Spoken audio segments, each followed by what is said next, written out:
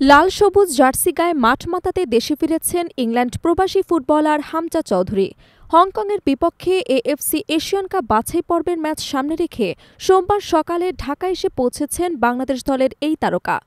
সোমবার সকালে লন্ডন থেকে ঢাকায় নেমে সরাসরি টিম হোটেল কন্টিনেন্টালে যোগ দেন হামজা। হজরত শাহজালাল আন্তর্জাতিক বিমানবন্দরে নামার পর সাংবাদিকদের উদ্দেশ্যে হাত নাড়িয়ে শুভেচ্ছা বার্তা জানান। বিকালে জাতীয় দলের সঙ্গে অনুশীলনে মাঠে নামার কথা রয়েছে এই ডিফেন্ডারের।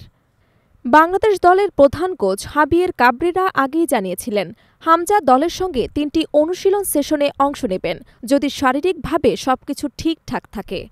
ক্লাব পর্যায়ে তিনি লেস্টার সিটির হয়ে শনিবার সোয়ানসি সিটির বিপক্ষে ম্যাচে মাঠে নামেননি, ফলে পুরোপুরি ফিট এবং প্রস্তুত হয়ে এসেছেন জাতীয় দলের হয়ে খেলতে। এদিকে কানাডা প্রবাসী আরেক বাংলাদেশি ফুটবলার সমিত সোম মঙ্গলবার দলের সঙ্গে যোগ দেবেন বলে নিশ্চিত করেছেন কোচ কাবরেরা। তার ক্লাব কাভালরি এফসির ম্যাচ রয়েছে বাংলাদেশ সময় সোমবার ভোরে। ম্যাচ শেষে তিনি ঢাকার উদ্দেশ্যে রওনা দেবেন।